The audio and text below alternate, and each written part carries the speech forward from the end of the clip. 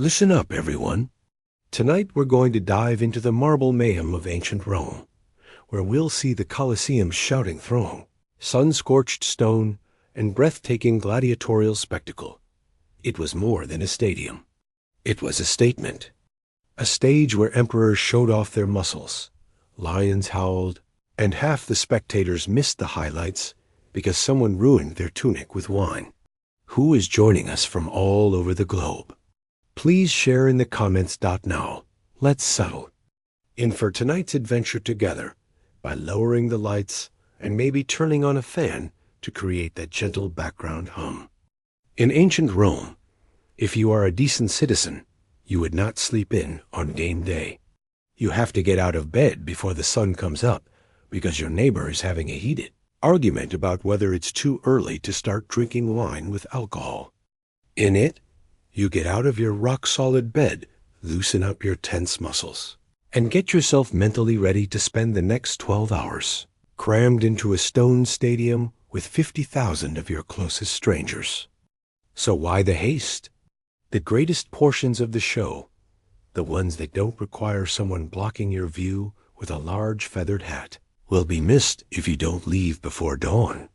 You'll be trapped sitting behind a column next to a guy who brought live chickens. Although there are 80 entrances to the Colosseum, it doesn't imply they are organized. Your sandals and general degree of grime put you somewhere between barely decent and technically allowed inside. So you're funneled in with the other citizens in your seating group. You get steps and whatever breeze sneaks through the arches, while senators and patricians have marble benches in shade. Vendors hawking honey cakes, pork on skewers, and olives that seem suspiciously warm will be shouted down the road. You are on the fence about getting breakfast because you don't want to be caught off guard by an unexpected elbow. First things first. If you can even call sitting on a sun-bleached slab of stone a seat, you'll be sweating by the time you get there. Nobody's even up yet. After pushing a youngster aside and pulling your tunic onto what seems like a cushion, you take a seat. As you look around, you can see other sleepy locals chattering noisily about the day's rumors in the stands. In reality, are 20 tigers present? Was an ear severed by a German gladiator? Will the emperor be present? If that's the case, will he be cheerful? No matter what, you're here. It's important for that. Before the gates shut and the execution started, you managed to get to the Colosseum. You haven't passed out, misplaced a shoe, or been crushed. Not yet. That morning is absolutely ideal by Roman standards. It is only after you have a chance to glance around that the enormity of the location becomes apparent. The Colosseum is enormous. For example, we could have put money into school construction instead of this. Massive. Finished in 80 CE by Emperor Titus, who determined that bread and circuses might be a valid political tactic. The Colosseum served as more than just an amphitheater. It was a boast in architecture, fixed as a public relations ploy. That is to say, take a look at this empire. It's expansive enough to welcome hippos as spectator sports, depending on how loosely the fire marshal interpreted maximum capacity. The Colosseum could hold anywhere from 50,000 to 80,000 people at its heyday. More doors were there than at a contemporary airport, and it was 150 feet tall with 4 stories of seating. If someone shouted fire or free wine, it could be filled in 15 minutes or emptied in 10.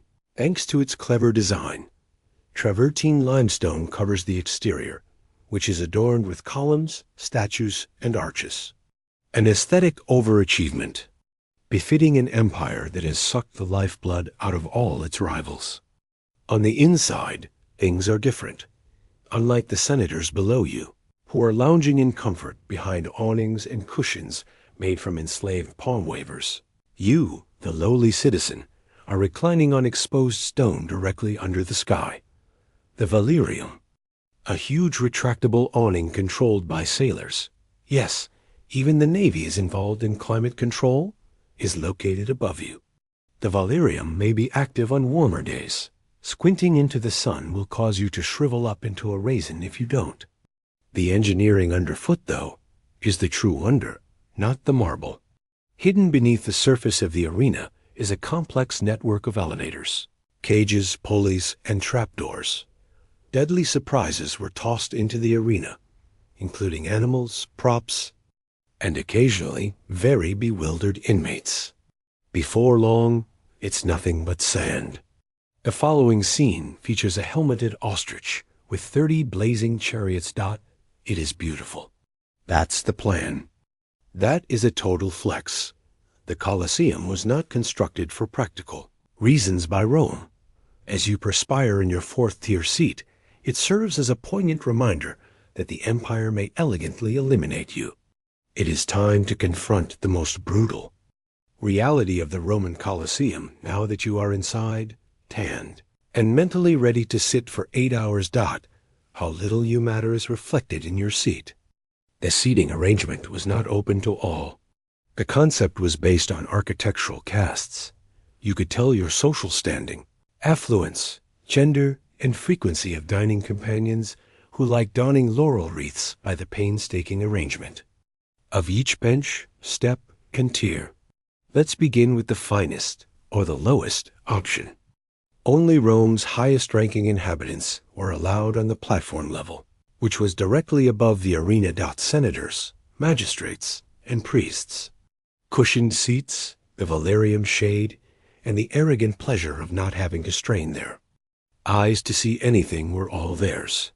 The names of some were even etched onto the marble. Seated forever. Having tenure for your chair is a sign of how significant you are.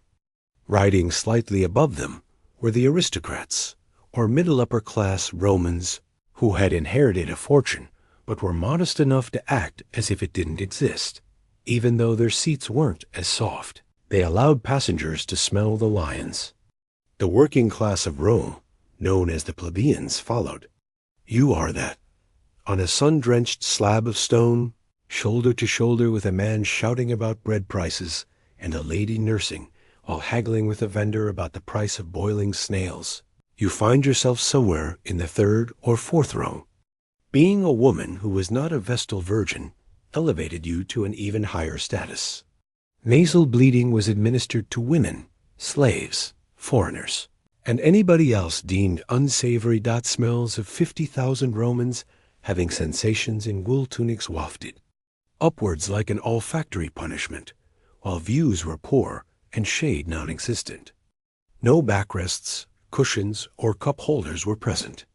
May you have great difficulty retracing your steps if you felt the need to use the restroom.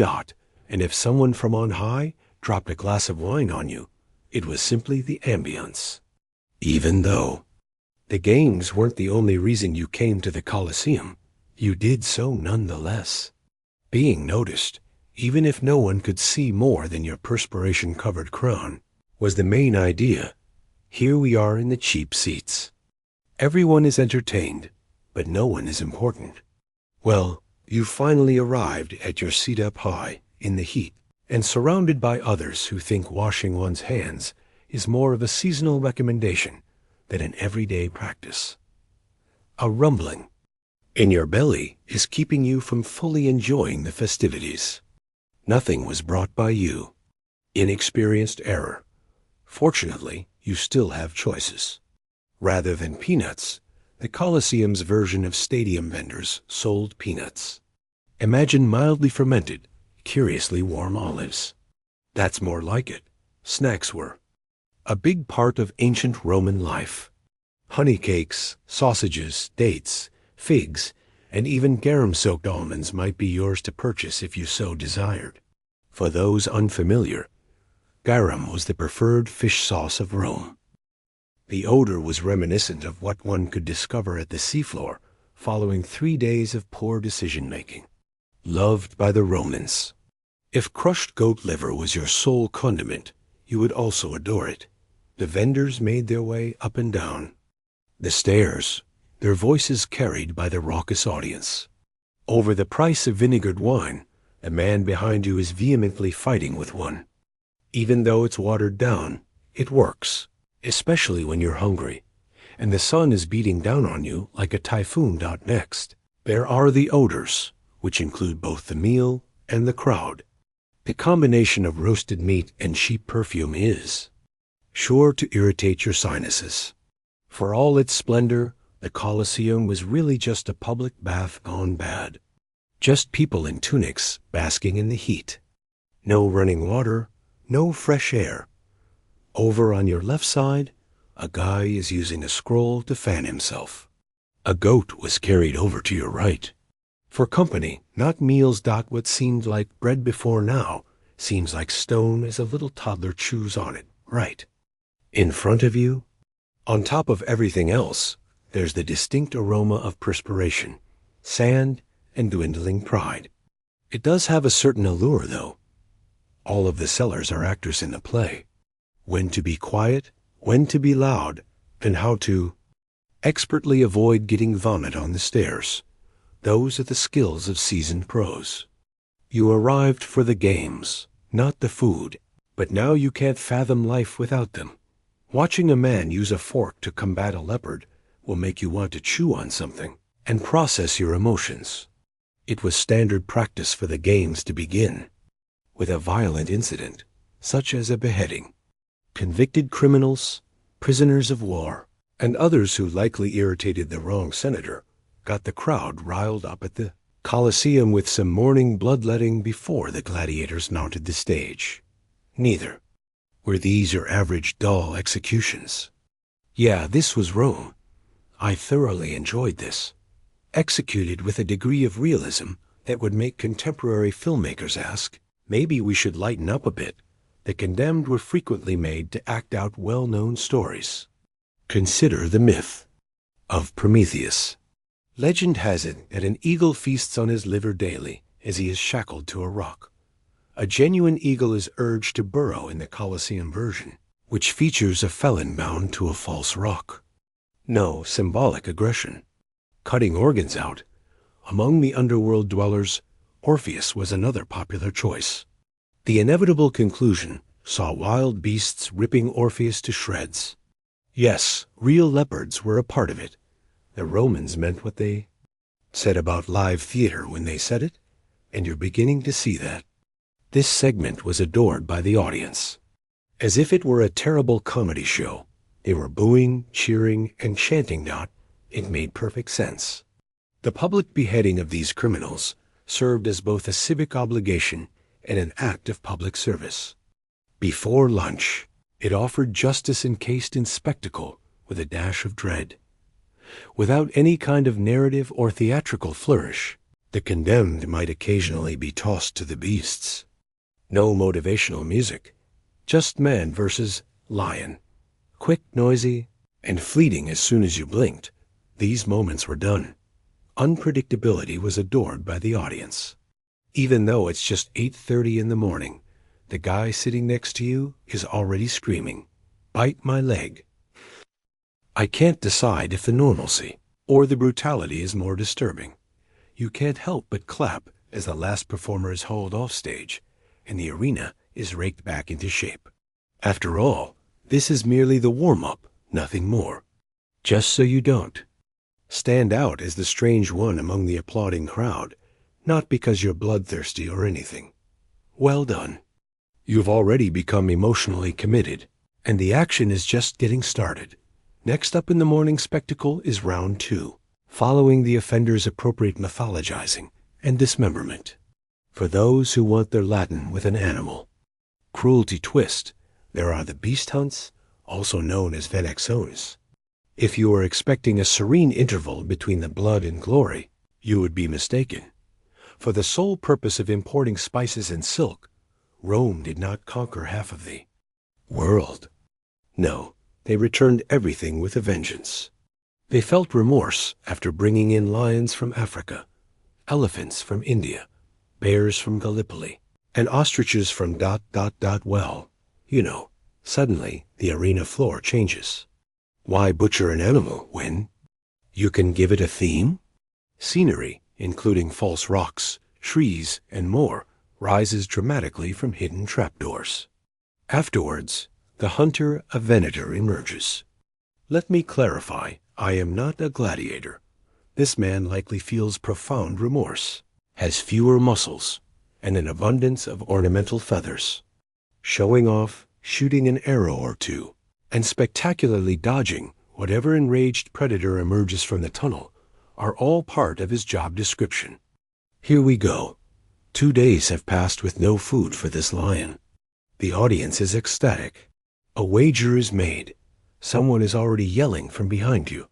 Nearby, a woman is attempting to bake pastries in the shape of leopards, while a lion rests on 2. Sesterces. Capitalism operates dotted times. It's a fierce battle between prey and predator. At other times, it's complete mayhem. Archers on platforms attempt to avoid shooting each other as 12 panthers are simultaneously launched. Elephants are brought in for special events. Seeing an official describe how an elephant trample a wooden barbarian settlement reflects Rome's. Victory over uncivilized countries is the only way to get a feel for ancient Rome. The nationalistic spectacle and the animal-themed panic attack are both present in equal measure. Yes, the animals did win at some point, in case you were wondering. The audience also enjoyed it when the hunters didn't always come out. It's very Roman to cheer for the hunter as well as the prey he's attempting to devour. At long last, the monsters are down. The landscape is cleared, and a broom-wielding somebody with an extremely high trauma tolerance emerges to sweep up the chaos. Breathe deeply, because real people fighting for your amusement is coming up next. The audience becomes silent as trumpets blare. The long-awaited arrival of the gladiators has arrived, and somewhere a fretful goat is bleeding. Put the thieves and leopards aside. This is the real deal, the portion where skilled competitors attempt to transform each other into beautiful sand stains. With a side of existential anguish, this would be the roasted meat buffet of the day if the beast hunts were breakfast. Celebrities were made out of gladiators. They were more than simply warriors. Imagine today's athletes, only they'd have more scars and fewer white teeth. There were slaves, volunteers, and even a few aristocrats going through a period. They were all experts at making an entrance, and by all accounts, that is exactly what they did. From the shadowy passages, they emerge like rock stars or, perhaps, choreographed cattle. The light reflects off their armor, helmets glisten, swords are drawn, the crowd goes wild, children squawk, someone throws a garland, and even if you don't know who these guys are, you still clap, because, well, peer pressure. Each gladiator's name, nationality, and fighting style are announced by the announcer. Yes, there is one. A mamilo whose fish-shaped crust isn't winning him any style contests. A secutor wearing a smooth helmet and brandishing a short sword, and a retiarius wielding a trident and net. Every matchup is meticulously curated for maximum drama, pitting local hero against imported maniac, speedy versus armored, and so on. Here we have a blood sport that requires precise casting. Battle breaks out. There's more to it than erratic swinging. There's rhythm, strategy, pauses, feints, parrying, and sand. A single misstep or well-placed stab can finish a battle in an instant. When combatants circle each other like enraged ballet, dancers in iron shoes, some fights linger on for minutes. The audience goes wild for it, panting for air and yelling out unsolicited suggestions from the stands. Charge head-on. Go online. Oh, Gaius, please don't trip over your own shield. You can feel the stress even from this height, so you're on the brink of your extremely uncomfortable stone bench. These men aren't putting on a show. They're battling for their lives, their reputations, and the chance to stay alive today. The greatest thing is that it is only midday, just as you're getting comfortable for yet another round of planned chaos. You realize something. The appearance of gladiators varies. The reason behind this is that Rome desired more than just fighting. It desired genres, themes, and the destruction of styles. Rather than a brawl, this is a highly aggressive fashion display. The appearance, fighting technique, and likelihood of impalement varied among the gladiator types. Let's begin with the retiarius, who possesses a trident and net but does not wear a helmet. A fisherman who struggles with controlling his temper dot, in addition to being swift and agile. They are frequently pantless, which makes them seem even more exposed, canary. Next, there is the cicuta, who are inherently hostile to them. Short swords and sleek, close-fitting helmets are characteristics of the cicuta, who are said to protect themselves from being caught in the net. Their job is to attack the fishermen with the net and cross their fingers that no one brought slippery sandals.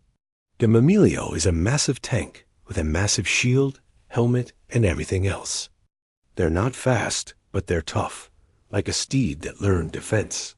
Ironically, when they're battling a man with a trident, their helmets frequently have fish themes. An assortment of swords, spears, daggers, and irrational boldness adorns the armor of the Thracians, Hoplomachuses, and Damocari. Graves and arm guards are worn by some. Some of them appear to have lost a wager with a blacksmith, yet they all battle with style. It was more about putting on an event than about winning. Although they may not have been the best fighters, the most theatrical ones were the favorites of the audience. Whoever lunged first posed, growled, or yelled a memorable phrase. A man even performed a spin maneuver as a respect to the emperor. Even though he only lived for 5 minutes, he certainly made an entrance. The violence, the gore, and the thunderous ovation were all genuine and authentic. You would swear the person sitting next to you was about to lose it in the stadium from all the excitement. However, it all has an unusually refined quality to it. Precision was key, as was footwork. If you made it through the first few rounds unscathed, you probably picked up some fighting techniques. Because death was par for the course in the Colosseum, declining gracefully. That is absolutely unacceptable. The battle has ended. A single gladiator stands, perspiring heavily and laboriously breathing. The other is likely twitching, bleeding, and doubting his professional decision-making abilities as he lies on the ground. What comes next? Yeah, that's all up to one man's mood. The mark. Indeed, the most influential person in the history of our planet. Now he can play casual deity of death beside the man who has a real garland of laurel on his head and his own personal taster for food. One last gladiator raises his head to look up. The crowd goes wild, but they don't get to make the last decision. Under an awning, His Imperial Majesty sits in the most comfortable location in the house, sipping wine that likely costs more than your rent. You have now heard the tales. Approval indicates leniency. Down is the sign of death, but it's more nebulous and nuanced than that, as are most things pertaining to ancient Rome. For some historians, the reversal is true. Some individuals assume the emperor was simply trying to get people to guess right by waving his hand about. Whatever the case may be, the injured man is gazing up at the royal box with the desperate expression of someone who has come to the realization that popularity is genuinely crucial. He might be spared if the emperor is in a generous mood, or if the fallen gladiator put on a very impressive performance. The audience may start yelling, "Might! Release him!" The audience would yell, "Ugula!" If he seemed uninterested, awkward, or worst of all, an alien who failed to crack enough smiles, put an end to his life.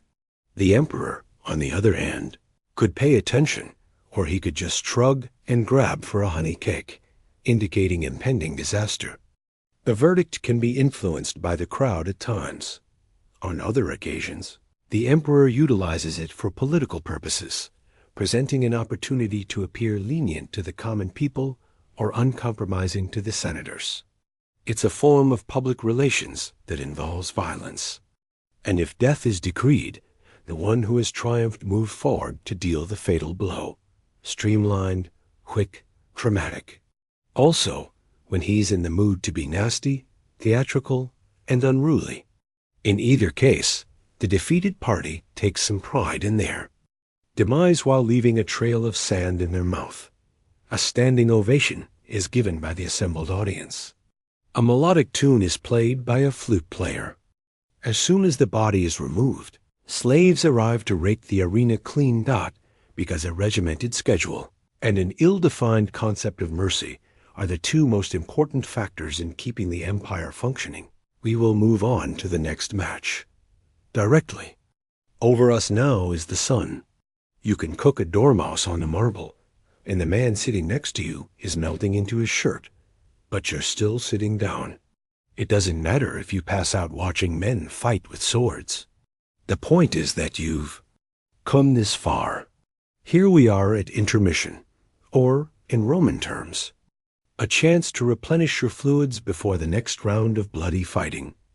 Aside from a little respite from the yelling, the sound of a few civilized moans, and the unique sensation of hundreds of perspiring bodies gliding across stone, there is no prearranged halftime performance and no synchronized gladiator exercises set to pan flute music. There is a noticeable increase in the volume of the vendors' voices when they return. Salted something, olives, wine. You purchase a cup of lukewarm posca, a mixture of vinegar and water that is so sour it may pickle your internal organs, because the alternative is to lick the condensation off the awning of a senator. As the morning team picks away any loose limbs, slaves scrape the arena floor to remove any sharp stones and even out the sand. The aroma dot located somewhere in the middle of a petting zoo, a gym locker, and a cemetery. You make an effort to hold your breath. Socializing is a common activity during this time. Legislators reach out. Insider gossip circulates over the gladiator with the most toned aves. A guy is arguing with his wife, and you overhear him saying that the lion was right to win. She's nodding and using a wax tablet to fan herself. A man passes out in the lower level. Quietness reigns, with no ill intent.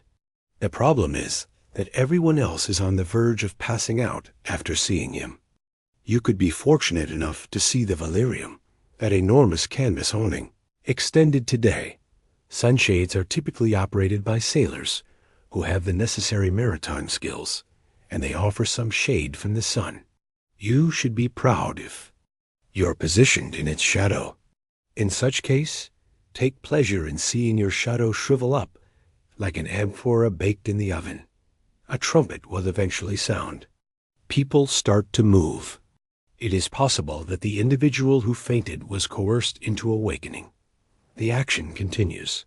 You are on the verge of delirium from thirst, sunburn, and exhaustion, and you would still refuse to depart early for some reason. The Roman Colosseum was more than just a place to see historical performances. Your perspiration went straight into it. After witnessing lions, leopards, bloodied gladiators, and a man collapsing into a sausage plate, Rome surprises you with something even more ridiculous. A naval engagement. Sure, right inside the Colosseum. No, what you're seeing is real. The vinegar wine, though, is acting strangely. Remember, this wasn't your average day. Rome was the ideal host for the costly, dramatic, and logistically catastrophic flood of the arena. It was the pinnacle of engineering hubris, as well as military strength. They reasoned that a structure may be transformed into a lake. For that, we have slaves. During the Colosseum's early years, the floor of the arena was either not yet constructed or was dismantled in order to pull it off. After then, water would pour into the area via a network of intricate aqueducts and sewers. Actual seawater with a depth suitable for minor warships. Incredulous, you observe as ancient Greek garb warriors pull small triremes into the center of the sandpit where you've seen a bear decapitate 40 minutes earlier, actually fighting the wars. More mayhem with costumes and less naval strategy. Ships slammed into one another. Men sprang from deck to deck, archers shot, and occasionally vessels caught fire on purpose for dramatic effect. You may be dead if you weren't amazed. When a toy pirate ship went boom, not even the most cynical senators batted an eye. It goes without saying that these people weren't professional sailors. Men who had committed crimes, been prisoners of war, or just fallen behind on their taxes. At the worst possible moment were among those sentenced. Their mission was to perish in a pool with an odor that slightly resembled fish sauce and donkey perspiration. Nonetheless, the audience went absolutely bonkers. The story was elevated to a whole new level.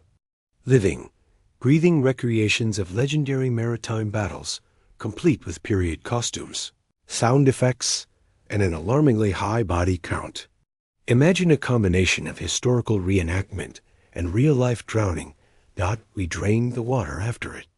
Was all done, suddenly, in some way, most likely by those whose official titles were, "Don't ask." As you sit there in wonder, you may ask how you can go back to enjoying mimes and street performers after this. What you just witnessed was an indoor naval battle, and it's far from over. Since the naval battle has concluded, the showdown can now begin. Crushed olives, perspiration, and an overwhelming sense of existential fear permeate the air as the sun sets and shadows cast across the water. More blood than you could have imagined in one sitting. Men fighting monsters, and boats sinking in an unexpected lake. That's what you've witnessed. Going home, taking a sponge bath, and questioning your life choices would be the logical thing to do right now. But no, the city of Rome. Thus, the conclusion is nearing. The last act is a well-orchestrated orgy of violence and theater meant to make the audience gasp in wonder or dread. At times, this resulted in enormous group conflicts. Hundreds of gladiators burst into action all at once, launching themselves into a well-orchestrated melee. The sound of clanging shields and whizzing swords filled the air, while sand kicked up like a bag of wheat in a wind tunnel. Nothing Rome does is subtle, but this was no exception. On other occasions, they would conclude with an absurdly spectacular show. Imagine a duel set to reenact a legendary tale in which the two men have practiced their deaths for weeks, but one of them ends up winning inadvertently when pitted against a troop of gladiators accompanied by armored elephants. The level of spectacle is at its highest here. Survivors yell into the sky, while men who are near death attempt to strike a stance. People in the stands, a motley crew of tunics, fists, and eager moral malleability. Fans show their support by chanting and throwing garlands. If a gladiator makes it through the day and leaves an impression on the audience, he may even be given a wooden sword, the rudies, and the chance to be free. When it happens, everyone breaks out in tears. Even the people selling wine. Doing anything suitably grand, such as standing, nodding, or waving, is what the emperor does. He may give a speech, be bored, or just leave early. It doesn't matter how you slice it. The day comes to a close with resounding cheers and the faint rumble of someone throwing up from overexposure to the sun and garum. Along with the rest, you stand, weary and bewildered by your own moral compass. Your back hurts, your tunic is soiled, and you can't stop thinking about things that you won't be able to describe over dinner. Rome is the only city that can pull off a blood-soaked standing ovation, so you'd still come back tomorrow. As if on a tragic meat sack, the final gladiator has hobbled off stage, perhaps erect. The trumpets have gone dot as a long-standing Roman ritual. The audience starts to stand up, stretch, and judge each other's ideas aloud. Attempting to get to the exit is like being stuck in a traffic gridlock made of tunics. After the show, people start talking, despite spending the most of the clash debating the merits of fermented goat cheese with their relative. Everyone finds themselves suddenly in authority on gladiatorial combat. You should have known the Thracian would come out on top. Absolutely not. The persecutor was robbed. absolutely harmful. There was zero effort from that elephant. Ill, obviously. The suppliers, meanwhile, are fully operational. They seem just as enthusiastic as they were 8 hours ago, when peddling watered-down alcohol and unidentified foods. With dramatic trauma, nothing goes better than a heated skewer of dubious protein. A combination of a medieval music festival and a rubbish burning characterizes the alleys surrounding the Colosseum. Outside of strays and enraged slaves, city's sanitation department was non-existent. Artifacts that would be referred to as archaeological evidence included shattered amphorae, meal wrappers crafted from leaves, and discarded laurel wreaths. With frightening precision, kids act out their favorite murders with sticks. Passengers inebriated return home, boasting of the moment a lion locked eyes with them. Then music begins to play. The exact words are unknown. Absolute silence. By the time the sun goes down, rumors about any gladiator who did well enough to survive the day will circulate. A senator might even extend an invitation to supper to him. In any case, a bath is preferable. In his memory, some may choose to leave derogatory graffiti. Marcus, the fiend who slays 10. Very odd. Is he dead? A funeral might be in order for him. Very possibly. In terms of finances, what about you? You're drained, dusted with a mix of remorse and sand, and your calves hurt like a centurion booted them. All the yells, cheers, and trumpet blasts have left your heart racing and your mind racing. The competition is over. Regarding the present day. Until the Colosseum gates squeak open again. Nevertheless, Rome will be reverberated with tales, debates, and glory. Next week is likely to be the most convenient time. You might be asking, how much was the total cost? At this point, the fauna, the armor, the landscape, and the wine, with a regrettuous aftertaste. It was all expensive. Step into the world of Roman entertainment economics. An enormous financial chasm so wide that accountants likely sobbed into their togas. We will begin with the Colosseum. This massive stone structure required 10 years of construction, thousands of workers, and an unbelievable quantity of concrete. It was completed by Titus, the son of Emperor Vespasian. More than 50,000 people could fit in there, and they wouldn't have to pay a dime. Yes, I understand. It was a great approach to foster goodwill, but a bad business strategy, because admission was free. Consequently, how did they manage to pay? For this gory variety show? Conquest money is the answer. Notorious plunder from the Jewish conflict, especially from Jerusalem, was used to fund the construction of the Colosseum. Imperial plunder was the unsuspecting sponsor of every trident. And tuna-stuffed date.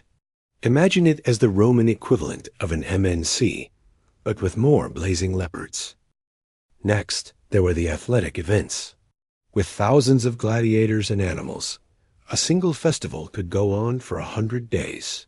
It wasn't exactly inexpensive to feed, house, and transport animals like hippos from the Nile or elephants from Carthage. Rhinos don't fly in economy, and they have a knack for destroying luggage racks. A price had to be paid even for the gladiators.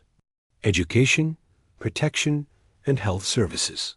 Surprisingly, they did have access to doctors. Then there are the funerals for the unfortunate. It was all on the emperors, magistrates, and rich sponsors, who were trying to score political points or at least stay out of the arena that a lesser nobility may become bankrupt at some of the bigger festivals. According to estimates, it was worthwhile, nevertheless, if it appeased the rabble. After all, a happy citizen would scream your name and be more inclined to drink cheap wine rather than start a riot. The adage, bread and circuses, panem et circenses, applied to more than simply philosophy. That was diplomacy. You could get away with almost anything if you divert their attention with food and mayhem. Unless, of course, one's financial resources evaporate. At that point, problems began to escalate. So, you made it through an entire day in the Colosseum. Sunstroke, questionable sausages, shipwrecks, sword fights, beast hunts, executions, and an entire empire's fragile ego were all things you've seen. I don't even know how anyone made it through. That scorching heat. That's the reason they returned. No-brainer here. Rome was a master of spectacle. The typical Roman, particularly the poorer classes, had it rough living outside of the arena. Squash dwellings, unreliable food sources, public latrines that served as meeting places, and an urban air that reeked of aspiration, effluent, and goat. But the Colosseum provided an escape, if only for a few magnificent hours. You weren't a slave who had bad luck or a shoemaker who had backache behind those lofty stone walls. You were an observer, a cog in a bigger wheel, a bystander too. Victories, defeats, and carefully orchestrated slaughters. Not only that, but it was also the venue where the Romans used spectacle rather than words to tell their narrative. Fight after fight represented the might of the Roman Empire, the triumph of Roman civilization over anarchy, or at the very least, the decapitation of some guy named Chaos. Furthermore, the human condition has always had a tangled history with violent acts. It was merely industrialized at the Colosseum. A Macedonian and a Gaul dueling under burning javelins. Where else could one enjoy a fig tart? Social pressure was another factor.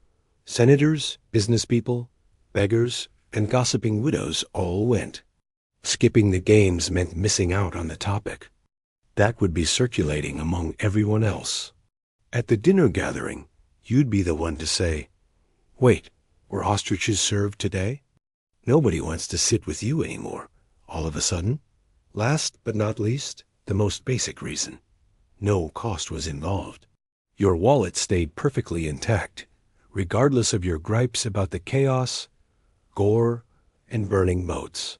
Even though the Roman Empire was founded on taxation and conquest, it was adept at buying allegiance via stodgy spectacle. This resulted in repeat business. For the excitement regarding the plot. Just for the opportunity to temporarily dispel the thought that they were helpless against senators and sewer rats outside the arena. On the inside, they acted as onlookers. Was the greatest level of power that the majority of Romans ever achieved. Picture a town in medieval times, before the advent of guilds. It is the year 1100. Sweat, horse feces, and smoke fill the air. People are attempting to sell you something behind every shaky stall as you make your way down narrow lanes that weave past crowded wooden dwellings. 3 items, a shoe, a pot, and some bread, completely diverse in terms of quality. Those boots are worn out. It is said that the first cobbler studied under a Parisian master. He supposedly trained with the stars and moon in the second. Upon first appearance, their shoes appear identical. Nevertheless, one of them becomes completely useless when it rains, and the other causes blisters so severe that they may be officially certified as dead. This was the world of pre-regulatory medieval economics. The world of salesmanship and uncertainty is a buyer beware maze. Most artisans worked alone. Workers' and consumers' interests were not protected by anybody, and there were no standardized training pathways. As long as you have some tools and faith, you may call yourself a craftsman. They included some absolute geniuses. The majority of them were, shall we say, exploratory. Best of luck to you as an apprentice. Maybe you had the good fortune to apprentice under a master blacksmith who refrained from partaking in the consumption of hot iron. On the other hand, perhaps your teacher just wanted to show you how to dodge hammers and treated you like a bellows. Whether you were successful in your work was largely dependent on your ability to manipulate people into training you. Forget about equitable pay. Without the ability to negotiate collectively, companies could pay their employees whatever they wanted, which was often very little unless you were well connected or had considerable physical might. There was also a risk to customers. Sawdust could be hiding in bread. You might not even reach home before the pottery broke. Your tailor could craft a crooked doublet that gave the impression of being designed for a scoliosis-stricken goat. Being truthful and of high quality were not prerequisites. Dissatisfaction was on the rise. Urban areas were growing. Trading was picking up speed. Improper workmanship and unscrupulous vendors were more than just a nuisance in their own right. Economic stability was endangered. A plan started to take shape amidst all that mayhem, one that would alter the very nature of employment in urban areas as a whole. The Guild was its name. When did the guilds first form? Subtly, as is the case with all major systems. Gradually, driven by necessity. Skilled craftspeople and artisans started gathering in pubs, churches, and even under trees in the village square all over Europe. The craftspeople included bakers, smiths, tailors, and carpenters. People whose means of subsistence were being undermined by others who would deceive, swindle, and hack. At first, they just gathered together individuals who possessed the necessary expertise. They didn't refer to it as a guild. First, they wanted to keep their reputation intact. It tarnished the reputation of all smiths if one person peddled a bent sword and claimed to be one. As a result, they instituted regulations. Avoid using low-quality materials, training idiots, and undercutting costs. These informal groups became more official very quickly. Names, rules of behavior, and most importantly, power were bestowed upon themselves. You had to go through them. For instance, if you wanted to work as a bricklayer in their town, obtaining approval is crucial for maintaining consumer relationships and securing employment. These early guilds served as a hybrid of a secret society, a trade school, and a labor union. Yes, there were chants, candles, and strange initiation. Rites, after all. We are talking about medieval Europe, where such things were commonplace. It wasn't only in major towns that guilds emerged. A local weaver's guild or cooper's guild might be found in even the smallest villages. Quality control, fair compensation, and upholding ethical norms were all areas in which they collaborated. The baker's guild would punish, humiliate, and even expel anyone caught selling bread that contained ground-up bones, which, indeed, did happen. Thereafter, best of luck generating a livelihood. An essential lifeline for the average worker. All of a sudden, a way ahead appeared. A guild could be a lifesaver for the talented but destitute. Beginning as an apprentice, you would learn the ropes from a master before submitting your final product, a real test project to demonstrate your value. If you were approved, you became one of the professionals. Liked by the townspeople as well. Increased economic power, reduced fraud, and higher quality goods were the results of guilds. They may also face taxation. We must not overlook that aspect. Payment is essential for the spread of any system. Guilds were more than just common by the 12th century. Their impact was immense. They were more powerful than the mayor in certain towns and were responsible for setting prices and controlling marketplaces. It would be a bold move to oppose them, though. Things became very serious at that point. One could just raise their hand and declare, "I make shoes now," and be considered a guild member. No. The guardians of tradition, expertise, and, let's be honest, capital were the guilds. Rules were also in place, numerous them. You began your journey as an apprentice, right at the bottom. Typically a young man, perhaps at the age of 12 or 13, though ladies may sometimes serve as apprentices in certain occupations, such as baking or weaving. In order to not just learn the trade, but to be brought up in it, you would be sent to live with a master. A combination of job, adoption, and medieval boot camp characterized it. After a year or two of helping out around the shop and cleaning the forge, You might be given the green light to handle real tools. Nothing was paid to you. There were instances when your family really paid the master to bring you. But what about instruction? Very taxing. The ability to progress to the next level depends on your ability to endure the years of labor without injuring yourself due to a misplaced chisel. Licensed technician. You could move about now. You might go from town to town, hence the term, working for different masters to hone your skills and earn a living. You were never really integrated, though. Only the most exceptional submissions, those so spotless that the guild elders themselves could appraise them, were entitled to that honor. Feel the immense pressure. You spend months perfecting a single piece of chair, a sword, a tapestry aware. But a single imperfection may demote you to journeyman level. In such case, I am pleased for you. Now that you were a master, you could run your own business, hire apprentices, and vote in guild elections. However, independence was not a byproduct of mastery.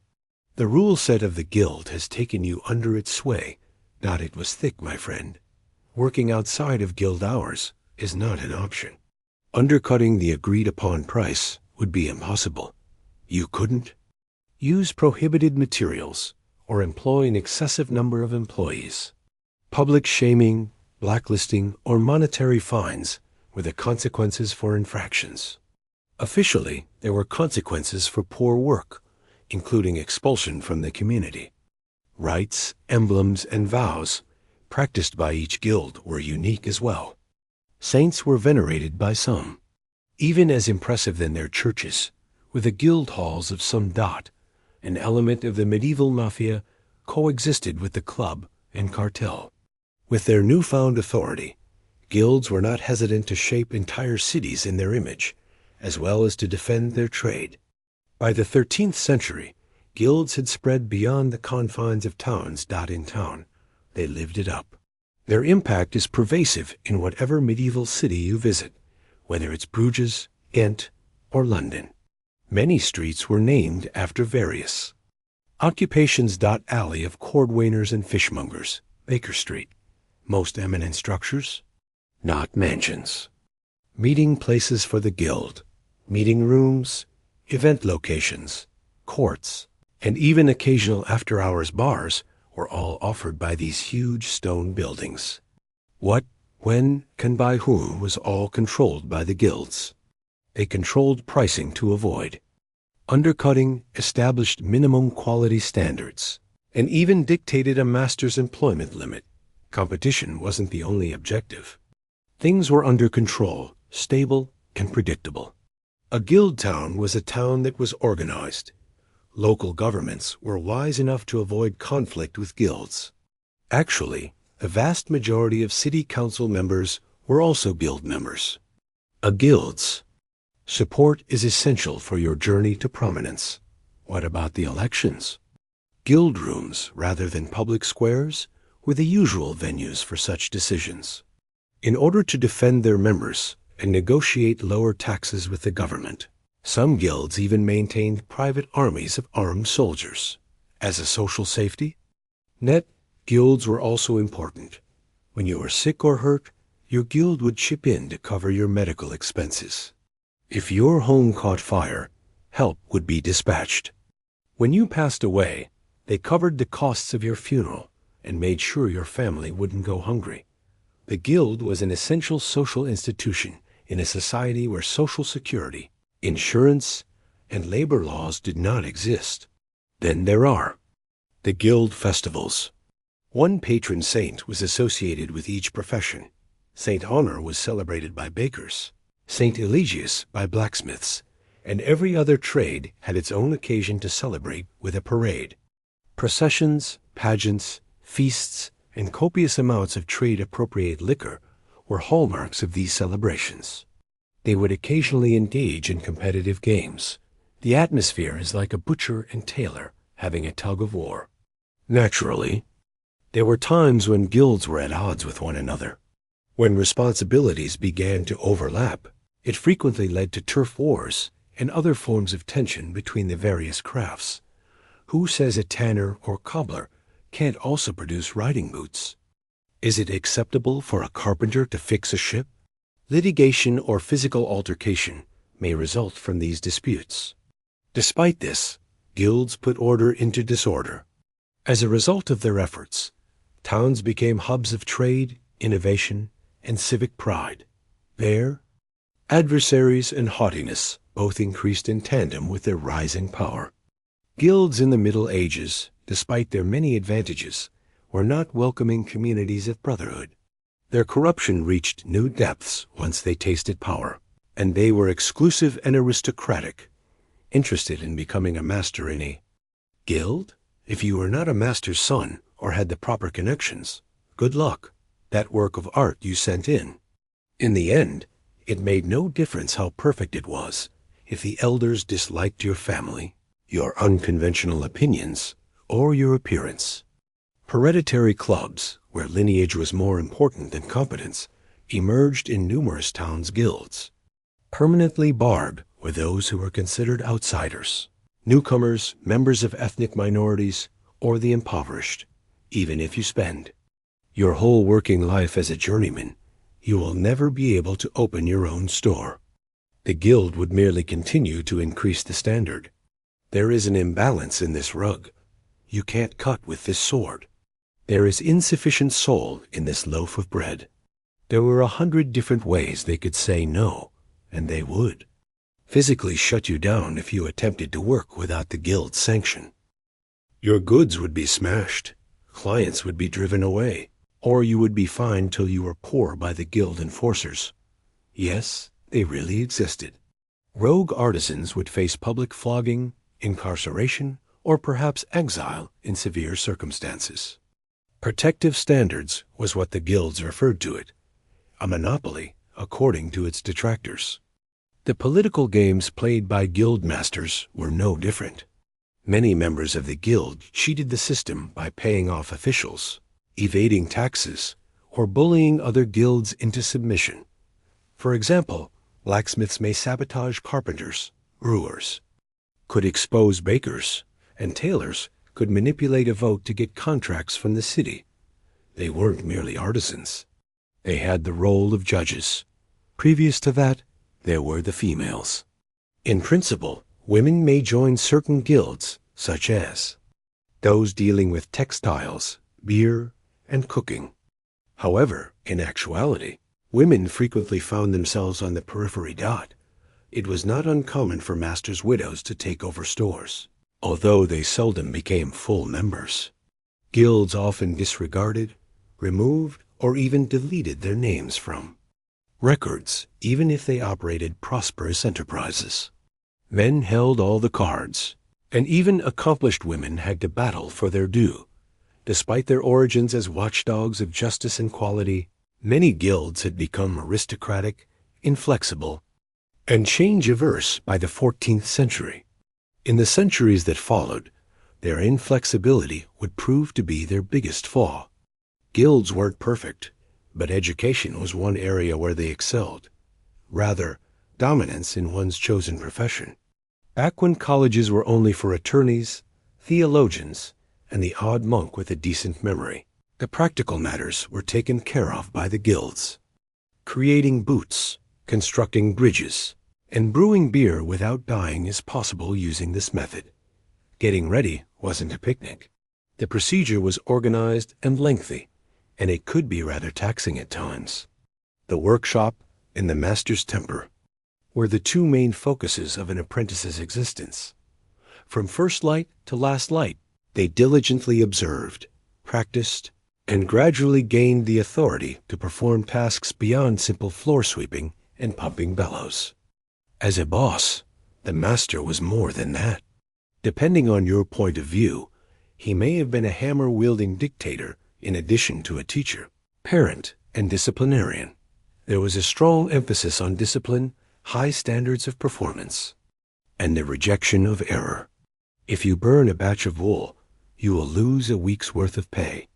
Cut your foot with a chisel, wipe off the blood, and resume your job. Despite everything, this was the path to success.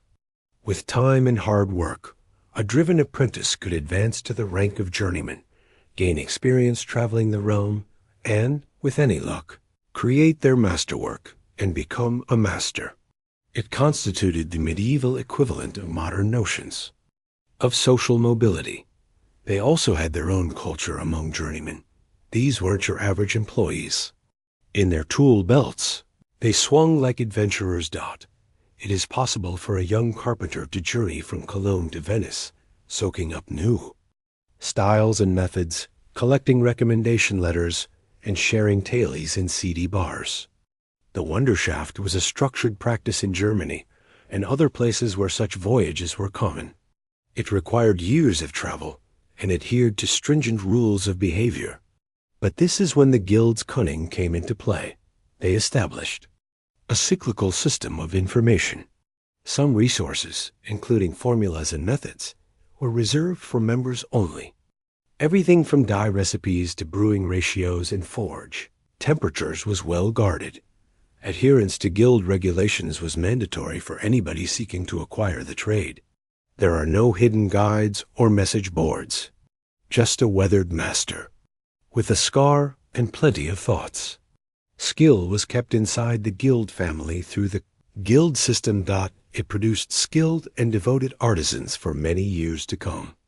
Outsiders remained outsiders, nonetheless. Still, the guild was the pinnacle of adversity school, but the payoff was lifelong employment for the fortunate few who managed to get in. Stop seeing the medieval guild through the lens of a simple labor organization or economic machine. If you want to grasp its essence, it went beyond that. An entire way of life was embodied in it. Belonging to a guild had repercussions outside the office. It affected your self-perception, religious beliefs, marital choices, and social value. Each guild had its own symbolism, including mascots, coats of arms, ceremonial garb, and flags. Partygoers may see bakers dressed in white and following a golden loaf atop a stick. Clasped cleavers are a common tool for butchers. This wasn't your average parade. Pride, hierarchy, and opulence were on full show. Their velvet cloaks and fur-lined collars identified the top masters. By looking at the size of the ox that guild cooked in the plaza, you could tell which guild was having a successful year. Membership was a symbol of rank. An unprotected peasant could not lift his head higher than even the lowest-ranking journeyman. In a revered guild, men who had the title of master were often quite wealthy, and the daughters of these men were seen as ideal brides. One path to social advancement was to wed into a guild family. It wasn't, however, without its modesty. A sense of community and camaraderie was another benefit of joining a guild. Everyone was required to look out for each other. Everyone in the guild would pitch in to cover a member's funeral costs and provide clothing for his children in the event of his death. The group might pool their resources in the event that a member became ill or had their tools stolen. Oaths, common experience, and, occasionally, drink brought the members of this close-knit group together. The guild calendar had an additional impact on the yearly cycle. Holy responsibilities, guild anniversaries, feast days, and saint days all have their place. Attending Mass together, helping out the community, and taking pride in one's trade were all required responsibilities of members. It provided order in a chaotic world and served as a reminder to artisans that their work had heavenly blessing. Being a guild member was a way to make your mark in a culture where individuality was paramount, not only your occupation, but also your status within the grand medieval hierarchy. However, the world started to wonder if that order could endure as Europe started to undergo changes. Economic titans in velvet cloaks, guilds had dominated the streets for generations. Their formerly impenetrable bases, however, started to show signs of weakness in the late 15th and early 16th centuries. The medieval society was undergoing rapid transformation, and the once proud guilds now appeared more like antiquities. After the population surge, cities grew, Commerce flourished, and new towns sprung up seemingly out of nowhere. A globe that was whirling faster than the guilds could govern was a challenge for the little communities that the guilds were designed to serve.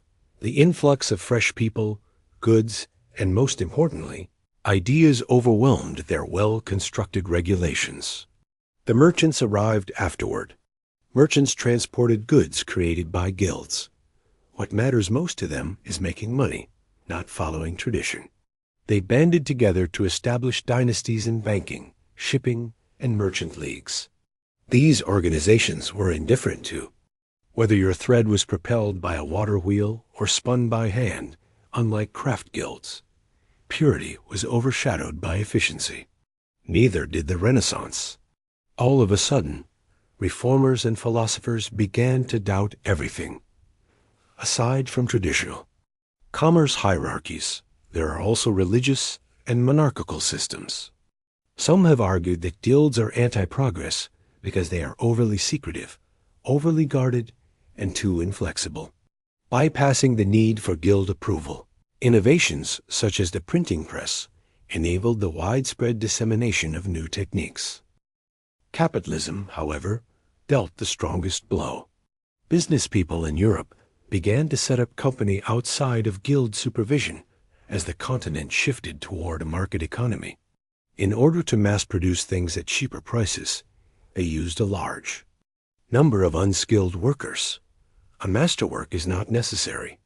The old apprentice, journeyman, and master ladder seemed excruciatingly slow in comparison to this early type of industrialization. As monarchs consolidated their authority, they also started dismantling guild monopolies. The monarchs want unfettered authority over all financial matters. Opposing guilds were obstacles. Loss of charters occurred, regulations revised, removed. Privileges. Guilds were explicitly forbidden in certain regions. Companies attempted to change. Some appealed for royal favors, some modernized, and some merged. However, they were up against the tide. Many cities' guilds had devolved into mere ceremonial organizations by the 18th century. Festivals, robes, and public speeches were all part of their daily lives. However, this was no longer the center of economic power. What began as a revolutionary force in favor of quality and order has evolved into its opposite, a hindrance to development. Their legacy, however, remained. The only alteration was a shift in form, which paved the way for subsequent events. Despite the decline of the medieval guilds, their influence can be felt in many aspects of contemporary life. That vocational school on the corner? The system of apprentices in the guild is directly ancestor to that. This whole notion that you have to learn from an expert before you can get your certification, there's logic behind that. Not attempting a masterpiece as a test of one's skill reminds us of the word's original meaning. Labor unions? The original guardians of workers' rights, guilds were their predecessors. Long before Marx ever published a word, workers were already organizing strikes, demanding fair salaries, supporting those who had been injured, and resisting exploitation. The aims of contemporary unions are surprisingly consistent, despite the fact that they are less ritualistic and less fixated on Saint Crispin, an honorable, secure, and protected working class. The concept of professionalism, however, was also influenced by guilds. Being good at one's skill is more than just a job. It's a vocation, something that the community can be proud of, adhere to, and value.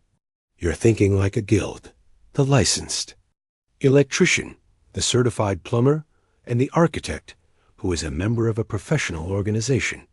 Masons and carpenters from the Middle Ages left their mark on the world. They are even owed something by corporate culture. Differences between corporations and limited liability companies, charters, rules, membership levels, and shared resources were all aspects of medieval guilds. With more candles and fewer spreadsheets, their conference halls resembled modern boardrooms. The cultural legacy of guilds is profound as well.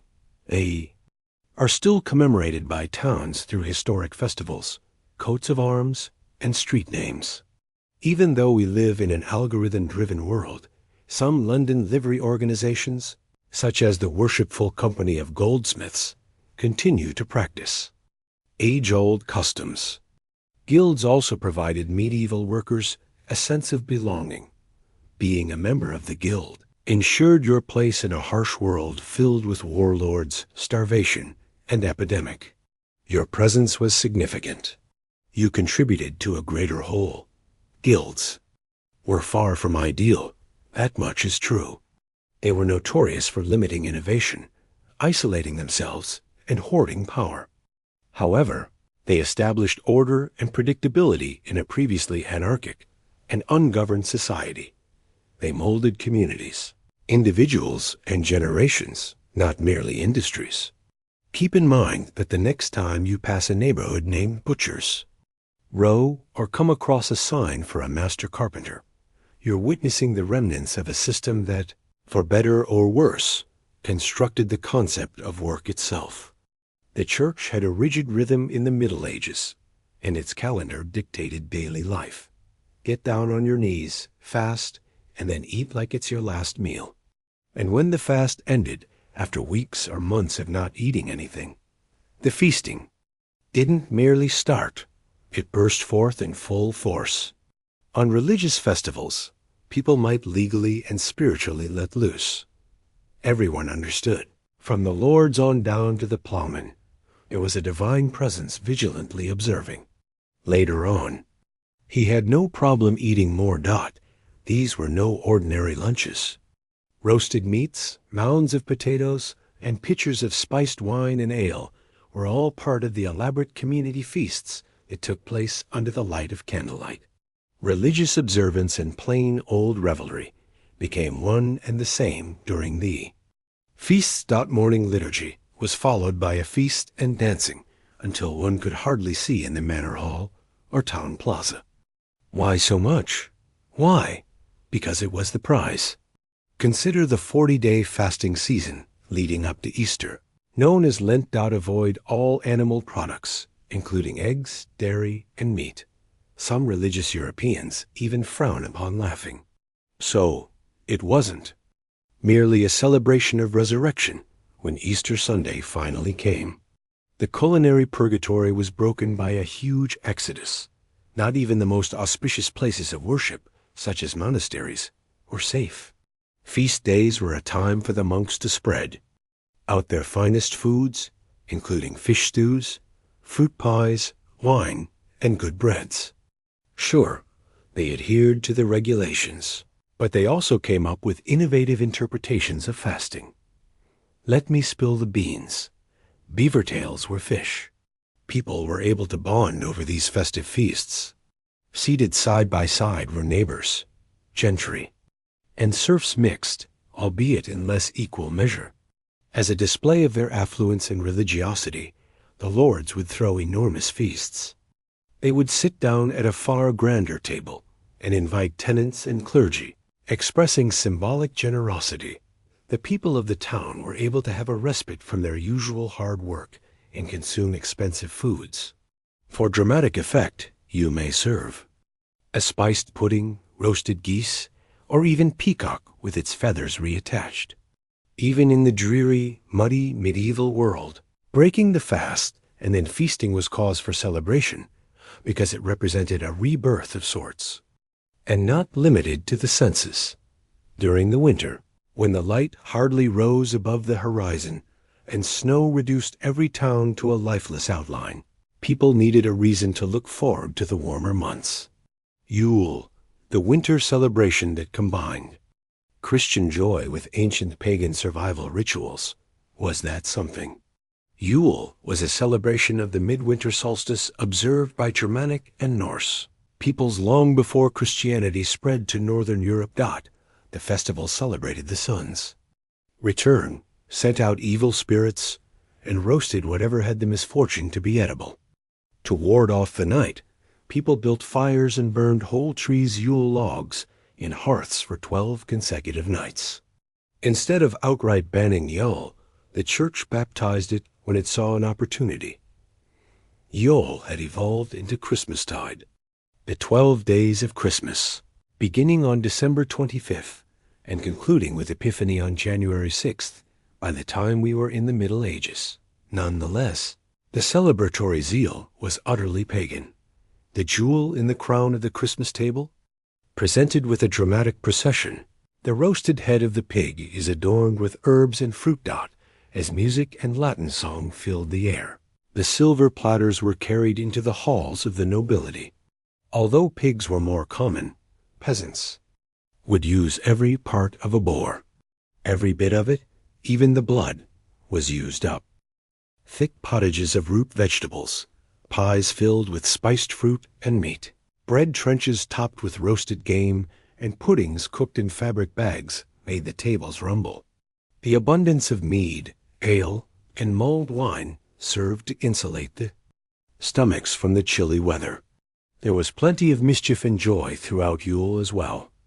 Mummers were nomadic performers who put on humorous plays and parodies, frequently making fun of the powerful or reciting biblical tales in accents that were remarkably like those of the locals. The church and jesters were both able to get away with a little disrespect toward the lords. For the Feast of Fools, lower-ranking clergy might dress up and put on spoof services in certain regions. In addition to being sanctioned, it was illogical and disorderly. At Christmas time, people sang carols, exchanged gifts, and adorned their homes with evergreens, ivy, and holly symbols of vitality. Despite the harsh winter weather, it was more than just a feast. Yule was a celebration disguised as a means of survival. Even in the dead of winter, it served as a reminder that there was room at the table for joy, light, and life. Epiphany was the feast of meaning, if Christmas was the feast of gladness. Epiphany commemorates the arrival of the wise men, or magi, to the Christ child, and is observed on January 6th.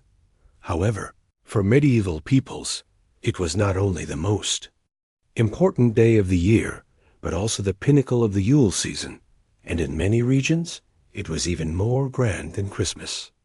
After a week of non-stop partying, many were exhausted, stuffed, and maybe even a little tipsy by the 12th night. Conversely, Epiphany was not overlooked that the return to the monotony of daily life followed this final legitimate reason to indulge in food, drink, and crowns. In the middle of the festivities stood the king's cake, a spicy pastry or bread stuffed with honey, almonds, dried fruit, and occasionally a generous amount of wine or ale. The catch, though, there was a tiny item of dried bean, a pea, or perhaps a coin hidden inside. Whoever discovered it became the monarch or queen of the feast, known as the Lord of Misrule. Just picture it, a table full of exhausted nobility and peasants, everyone carefully chewing their food in the hopes of not breaking a tooth, while secretly hoping to uncover the hidden token. If you succeeded, you were adorned with a paper crown, consumed more ale than anybody else, and proceeded to issue outlandish orders during the remainder of the day, which were dutifully carried out until the ale ran out. Efforts were made by the church to maintain a serious atmosphere during Epiphany. It ultimately came down to the revelation of God's will that Christ made known to the non-Jews. When it comes down to it, though, it was full of unexpected turns of events and ridiculously theatrical. The masters were mocked by the servants. Men received orders from women. Bishops were posed as by monks, crowned as boy bishops. These young people would lead processions and impromptu sermons in England and France. It was holy turmoil, organized chaos. A lot of chewing was still going on. Salami, candied nuts, roasted meats, delicious custards, and mulled beverages were placed on the tables once more. Cinnamon, cloves, and saffron were exotic spices that appeared in the homes of the wealthy as a display of their riches and sophistication. A peculiar combination of gravity and sarcasm pervaded Epiphany, a holy day loaded with symbolism, candy, and irony. Medieval people were reminded that there remained room, if only momentarily, for play, reversal, and mystery, even in the most strict social order. Epiphany marked the return to the long winter. However, for a single glittering evening, everything was turned upside down and everyone participated. Lent was like the ice bucket compared to the medieval feasts.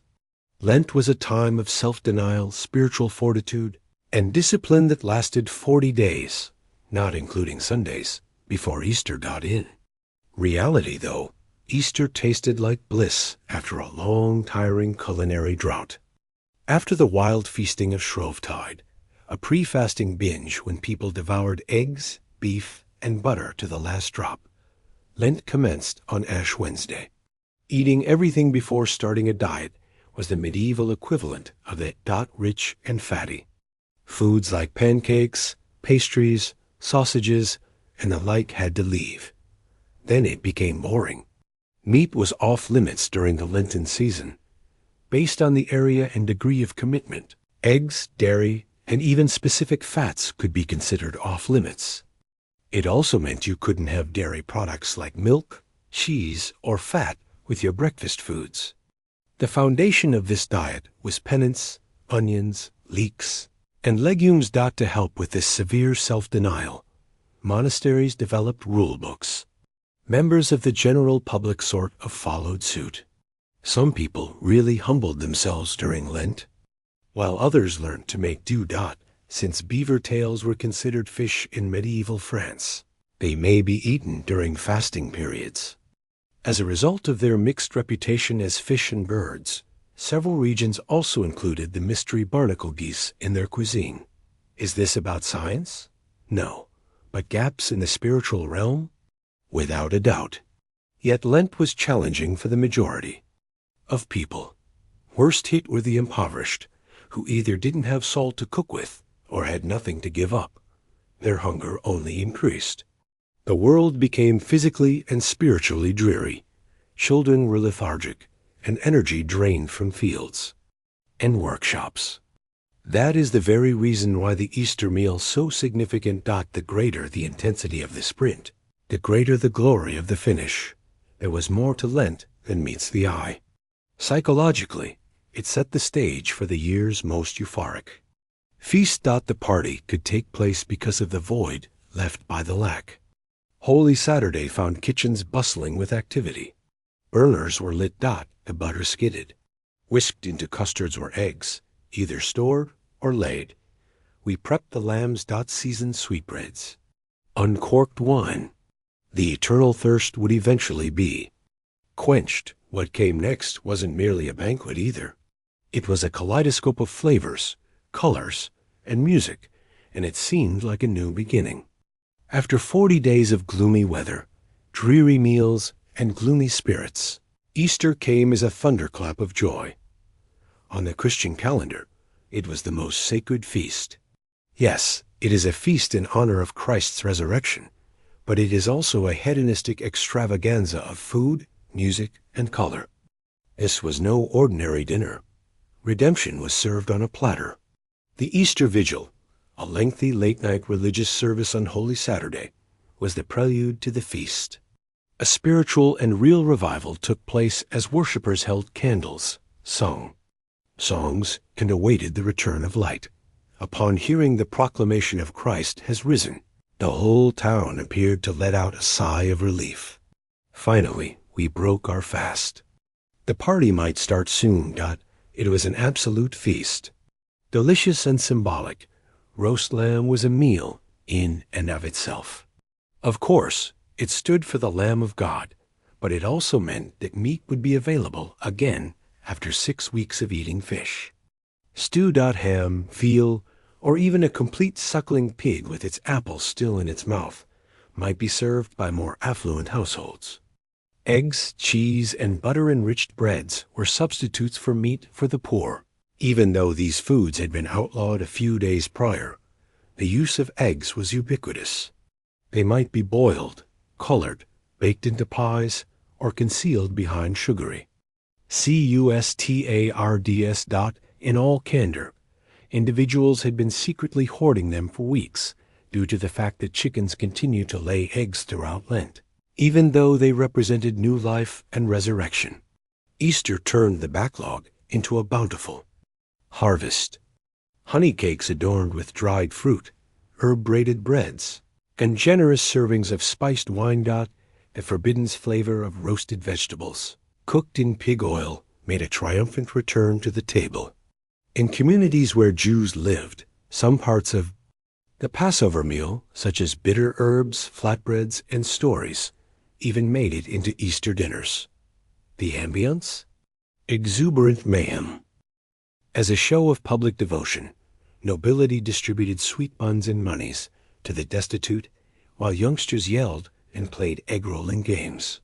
With elaborate tableaux representing the resurrection, the monks put on a performance that included singing, dancing, and the use of smoke and bells as stage effects. After a long spiritual dry spell, Easter was more than simply a religious celebration. It was a cosmic bash that rekindled the senses. That sort of happiness was not just welcome, but holy, in a medieval society consumed by conflict, disease, and starvation. Typical images of the medieval church include rule-abiding priests with wagging fingers, silent monks, and an abundance of regulations. But here's the catch. In medieval feast scenes, the church typically served as host, chef, and event director in addition to moral referee. Observance of religious fasts and feasts were inseparable. In addition to indicating times of fasting, the church calendar also specified times of feasting. A liturgical rationale and an overflowing table were present at almost every significant occasion. Celebrations honoring saints, holy days, martyrdom, and miracles.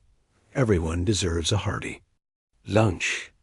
For instance, in addition to being peaceful places of worship, monasteries were also major sources of food. Many of them had extensive holdings in the agricultural, vintner, brewing, and fishing industries. The size and production of their kitchens could compete with that of noble homes. Indulge in a delectable spread of baked fish, fresh bread, soft cheese, fruit conserves, and, for truly memorable feast days, sugar. Medieval Europe's white gold. Bishops and abbots were practically expected to host expensive parties. It demonstrated benevolence, power, and devotion. As sacred as saying Mass was the act of hosting an appropriate Easter or Epiphany feast, attended by clergy, nobility, and impoverished peasants. It was a pastry-wrapped act of compassion. Clergy at all levels took part. It was common practice for parish priests to bless the food and wine at communal feasts before partaking themselves. On occasion, the very grounds of the churchyard were transformed into a veritable festival, complete with tables, chairs, and musical performances. Morning sermons, cider at sunset. Naturally, there were naysayers. The monks, according to some reformers, were getting too lenient, especially when it came to their love of roast goose and strong ale. In the name of God, people complained about abbots' private dining rooms with velvet pillows and silver tableware, which sparked accusations of gluttony. The church, however, mostly upheld these feasts as manifestations of God's gladness, sacred rituals given a tangible form. The church didn't merely allow feasting. It was a form of sensory theology. Bread was more than food. It was a sacred symbol, celebrating. With wine was more than just drinking it. One of the results of being a spiritual person was experiencing joy. The act of feasting was considered sacred in medieval Europe. The medieval banquet was more than just a meal. It was an extravaganza for all the senses.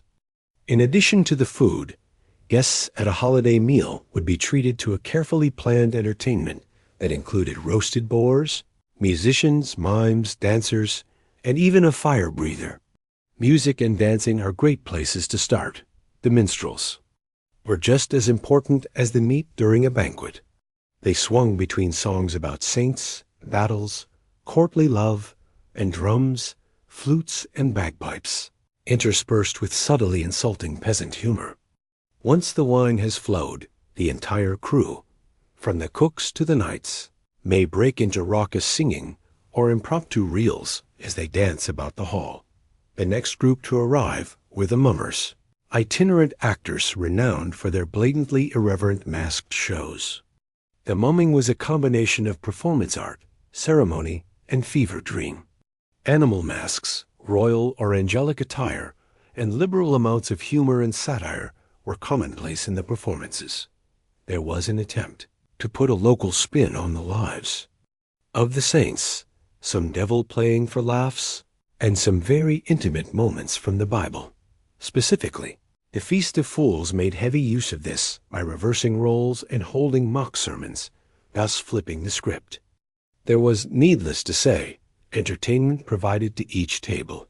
Have you ever laid eyes on a meat pie that produced a swarm of real birds as it was cut?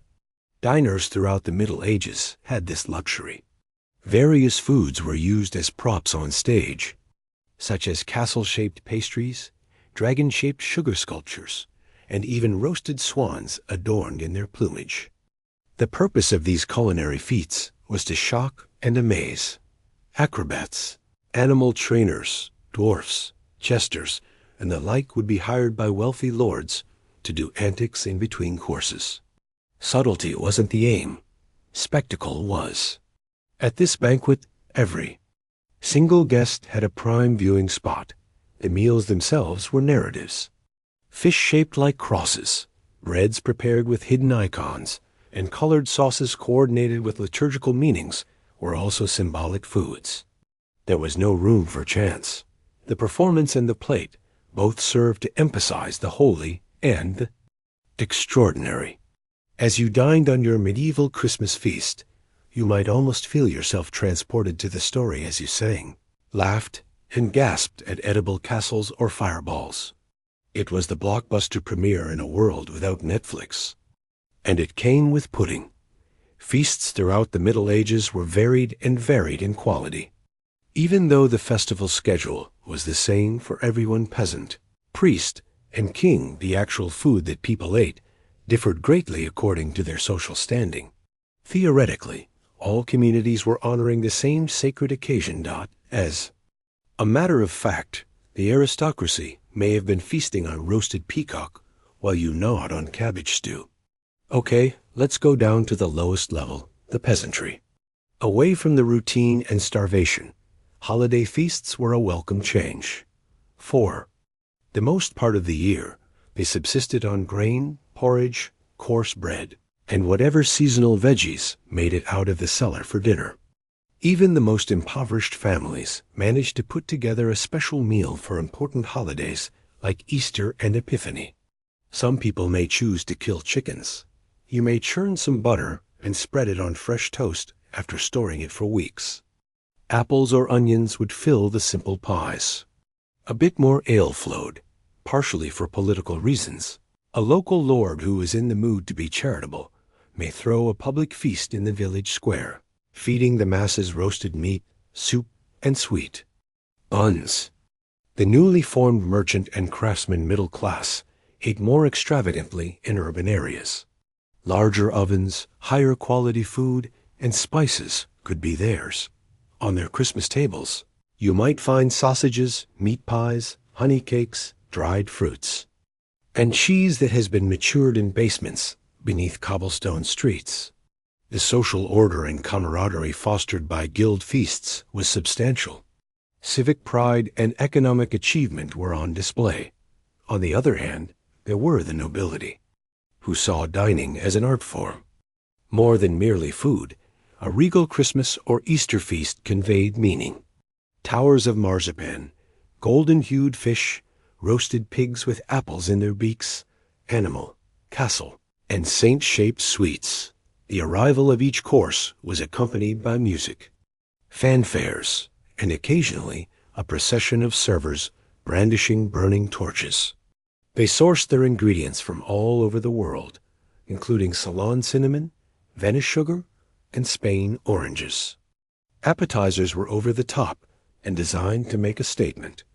Thanks to special permissions or medical reasons, The nobility could consume white bread, excellent wine, and meats that were banned to others during fasting periods, unlike the peasants. Everyone did, in fact, eat a lot. However, the contents of your place at the table revealed your true identity. Even after the last morsel of boar's head had been eaten, the mummers had ceased their performances, and the final holiday hymns had rung out from the church bells. The recollection of medieval holiday feasts continued in the shape of rituals, recipes, and warm feelings.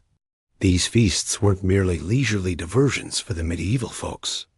As time passed, they served as markers of identity and connected, as sacred to the communal. The yearly cycle of Yule, Epiphany, and Easter provided solace in a world plagued by bad harvests, political turmoil, and plagues. It proved that joy could still be found, that light could always triumph over darkness, and that fasting always led to feasting. Many of the fundamental practices persisted over the ages, from the Middle Ages to the Renaissance, and finally to modernity. Traditional Christmas practices, such as roasting meats, lighting the Yule log, exchanging gifts, and decorating with greenery, all have their origins in medieval practices.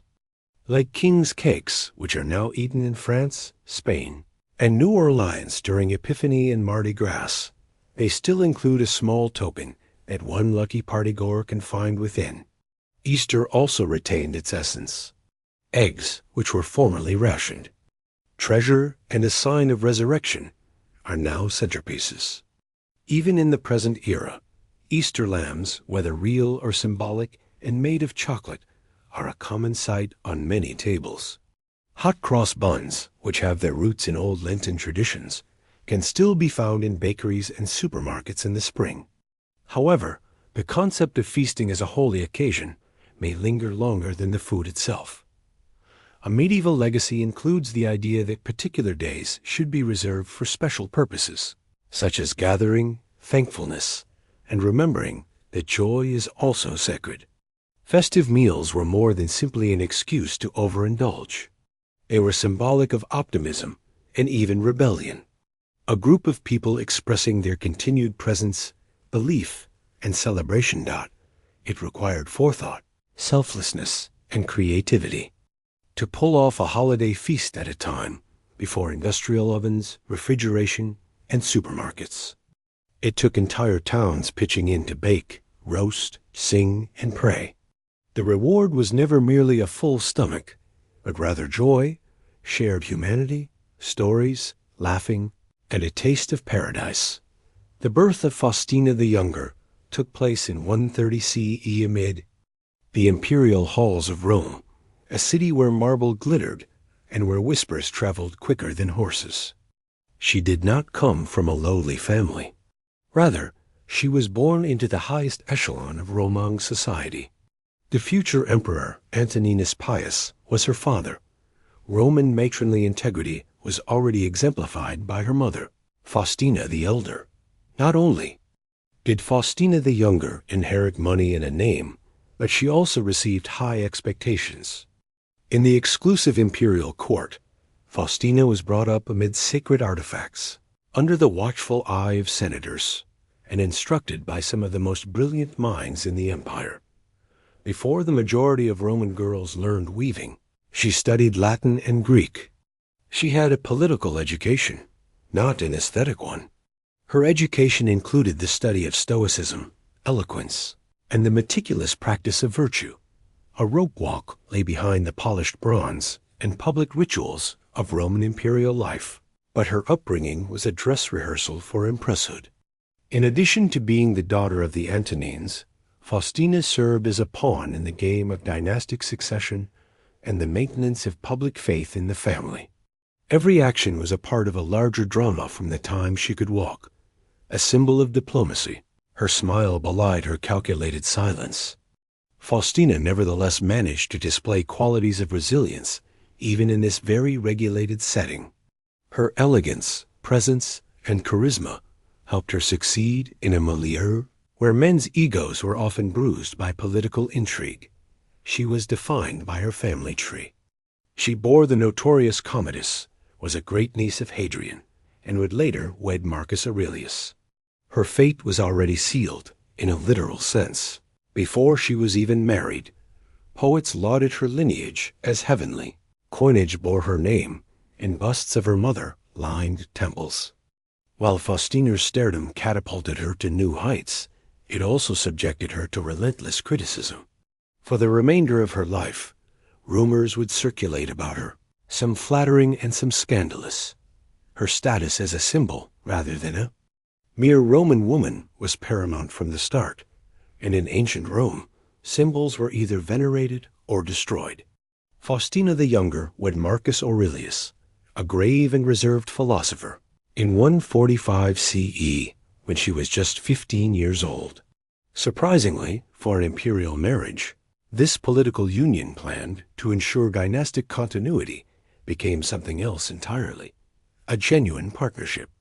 It was inevitable, though Marcus was not yet emperor. Adopted as Hadrian's successor, he was educated in Stoic philosophy from an early age. With the air of an empress, Faustina was already being prepared for her role as queen. She was not merely a pretty bride.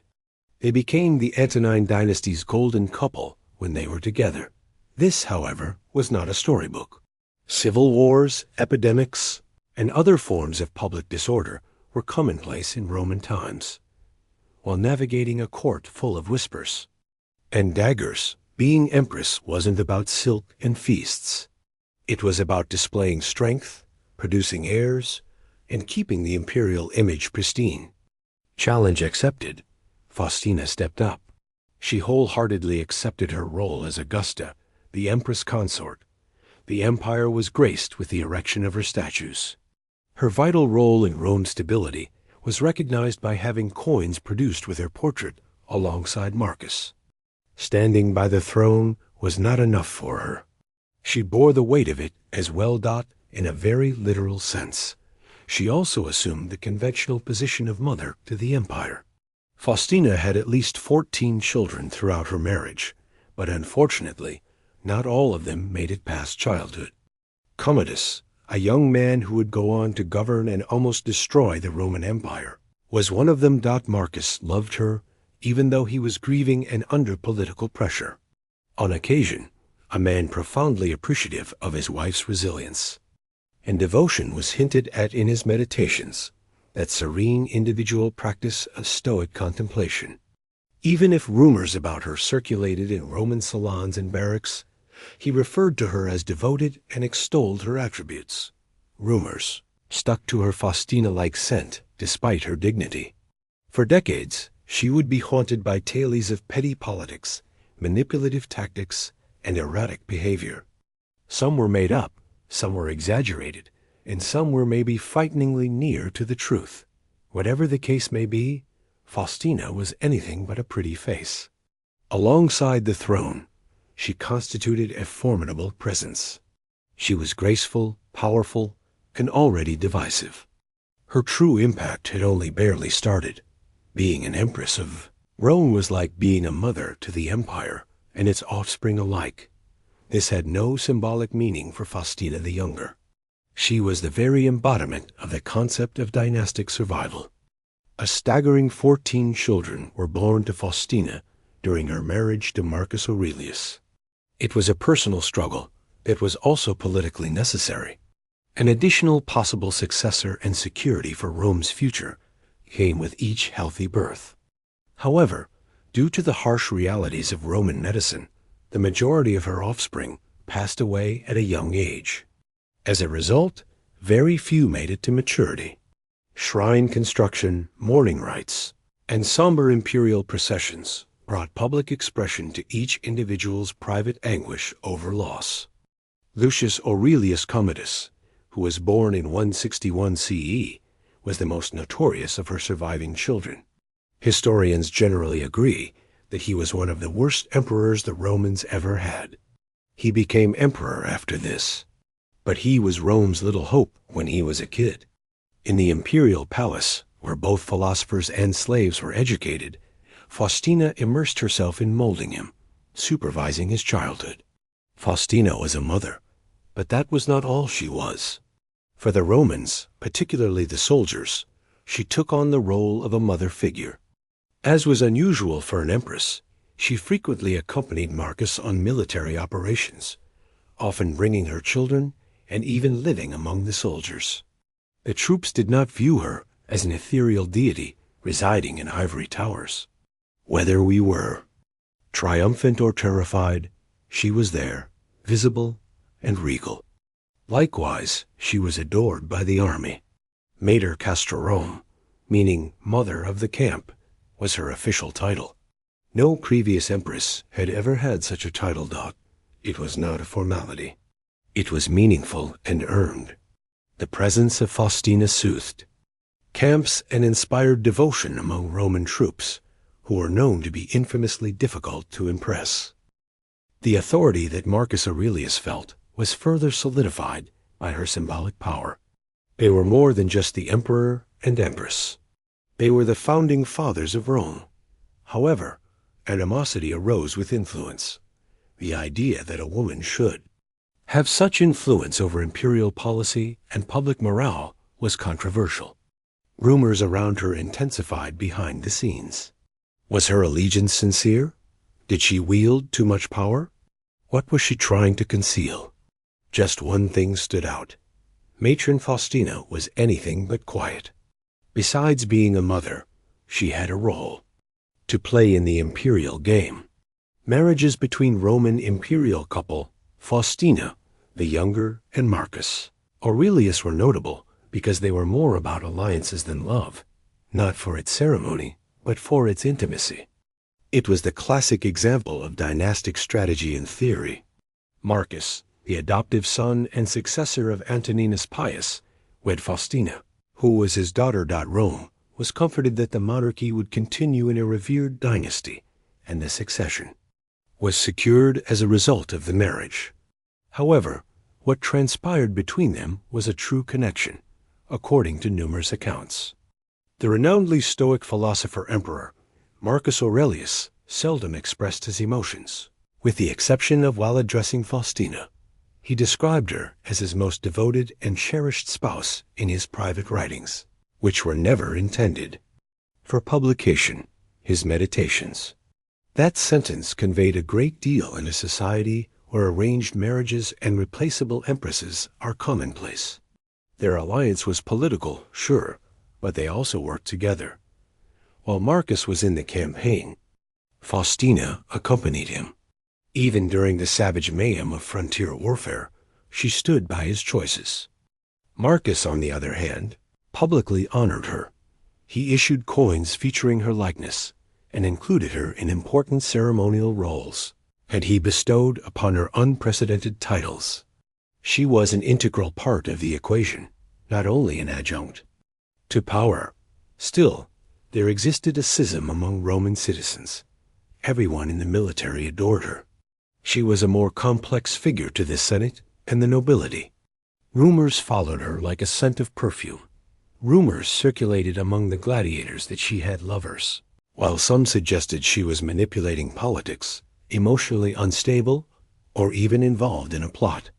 The only evidence was speculation and anecdotal evidence, but the Roman nobility was never one to let the truth get in the way of a good controversy.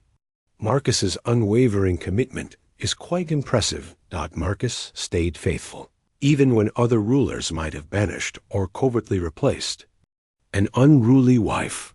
He either didn't care or he didn't believe the rumors. War, plague, insurrection, and tremendous personal tragedy were all part of their 30-year marriage. Historians may disagree on whether the emperor's passion was reciprocated, but there's no denying his dedication.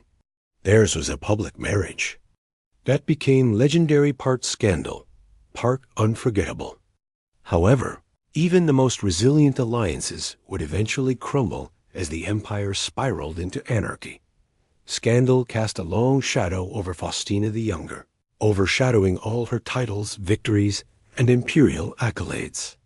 A mixture of adoration, skepticism, and occasionally barely concealed disdain accompanied her reputation from the farthest regions to the most opulent Rome. Rumors circulated among the Roman nobility that Faustina was ambitious, impetuous, and disloyal. The most notorious urban legend? That her son Commodus was born of an extramarital affair, and not Marcus Aurelius. An epic tale befitting an amphitheater, with the empress stepping down from her marble pedestal to mingle with the crimson heroes of the scandalous? Without a doubt. Is that so? Doubtful at best. It wasn't evidence that kept the myth going, but rather the narrative that the Senate wanted to accept. They were desperate to find an enemy to hold responsible for Commodus's unpredictable and brutal rule. Because Faustina was already deceased when Commodus came to power, she was an easy scapegoat. Other accounts surfaced as well, including political intrigue, covert manipulation of Marcus, and palace favoritism. Many saw her as the Roman equivalent of Helen of Troy, a stunningly beautiful and powerful lady who could decide the fate of the Roman Empire. That combination of prominence and power attracted defamation, as it did to the majority of ancient women in positions of power. The fact that Faustina frequently traveled with the militaria domain, usually occupied by men, didn't help matters. Although the troops welcomed her to the camps, other senators thought it was inappropriate for her to be there. Which kind of empress does slumber behind the canvas? Eats beside centurions? Quiet directives beyond the scope of the forum? Her opponents even used her philanthropic efforts, such as funding for orphanages and helping the impoverished, as a political prop.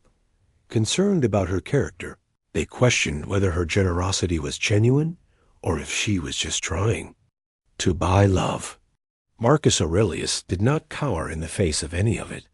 After she passed away, he still spoke highly of her loyalty, had sculptures erected in her honor, and celebrated her memory. He either didn't see her flaws, or he understood the rumors weren't true. Actually, Rome is more implicated than Faustina in the issue. Enemies were inevitable for a strong lady who disregarded subdued expectations. No matter what Faustina was, never one to shrink from a challenge.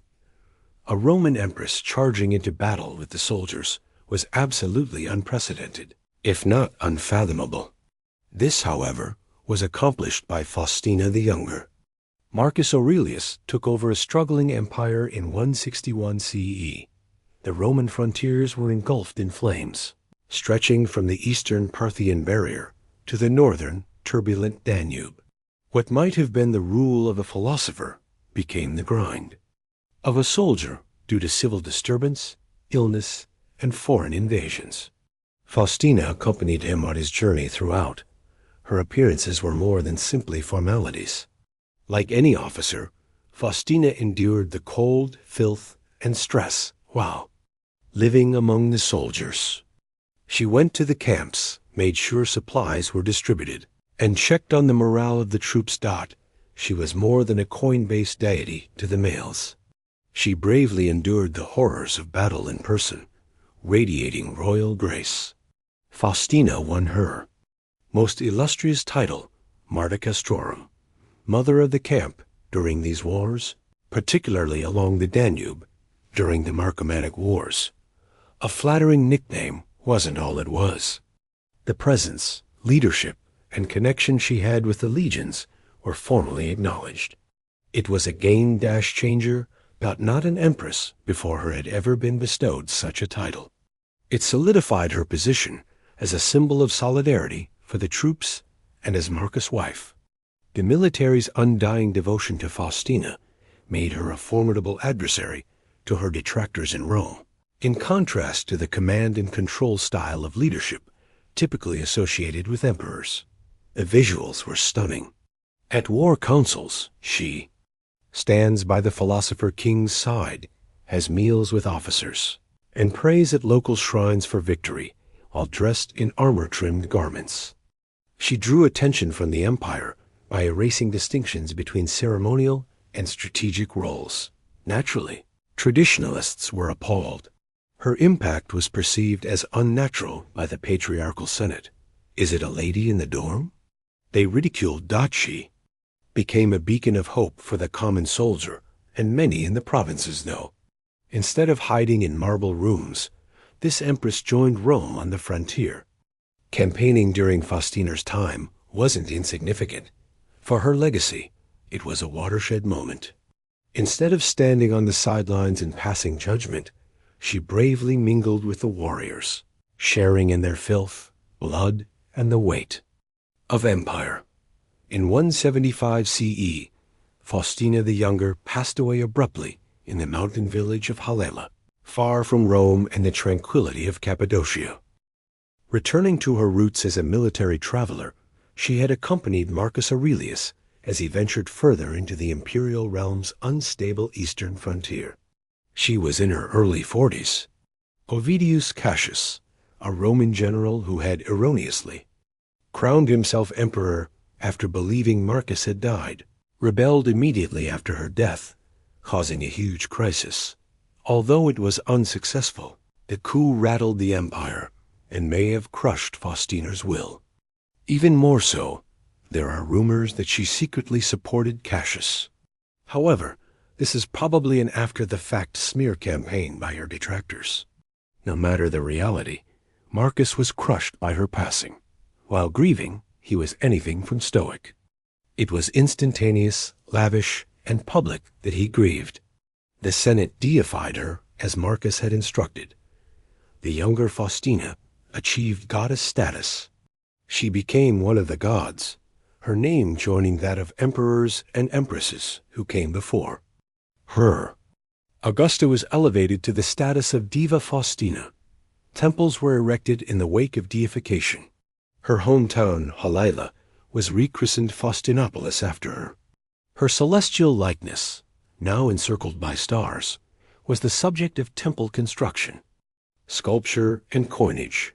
Her recollection of Rome is firmly grounded on the Forum, where the temple of Faustina and Marcus Aurelius stood.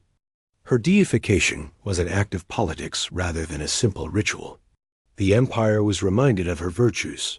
Her reputation was cleansed, and Marcus and their son, Commodus, were solidified in legitimacy.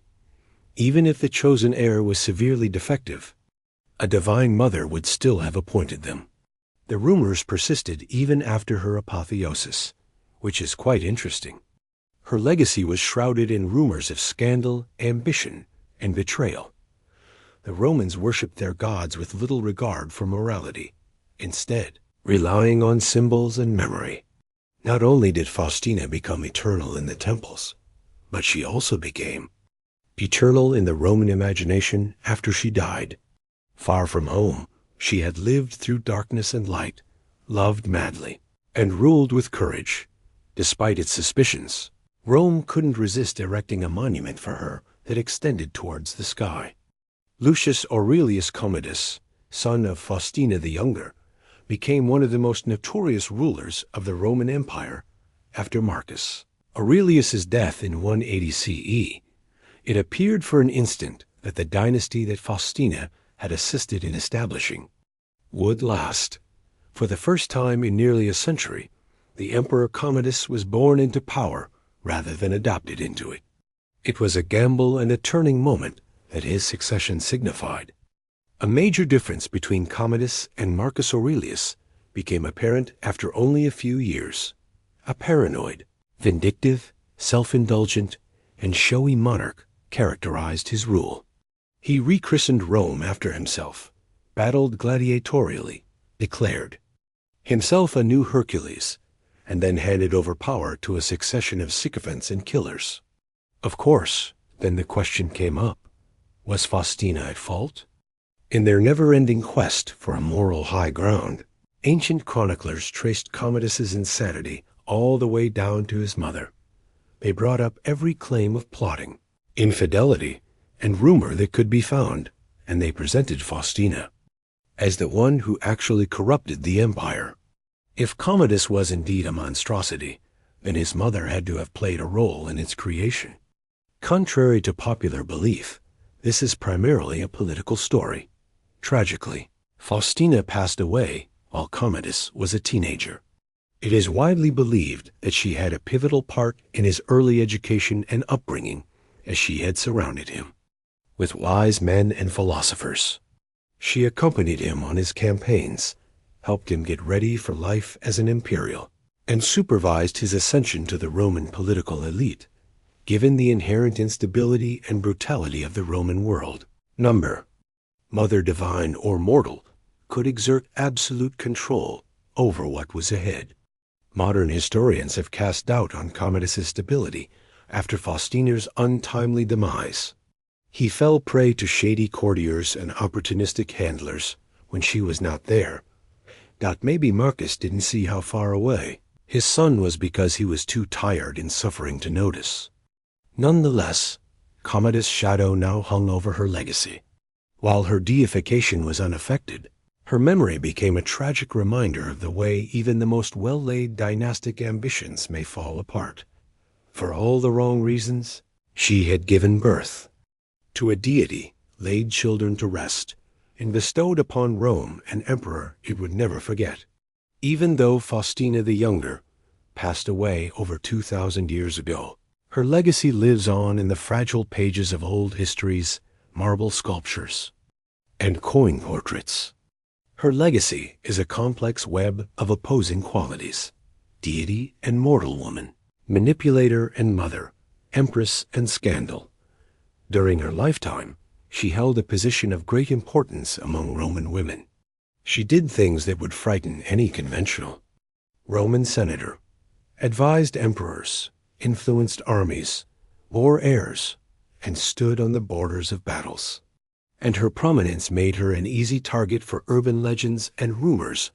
Marta Castrorum, the empress who fought side by side with them through the snow and muck, was the name that the soldiers remembered her by. Marcus Aurelius regarded her as a devoted and cherished spouse. Cassius Dio and the scandal-loving historians of late antiquity cast her as the empress of rumors, accusing her of infidelity, plots, and even Commodus's ascent to power. A tranquil woman with her hair styled in a certain way and her gaze fixed on the sky is depicted in the dozens of her sculptures that have survived.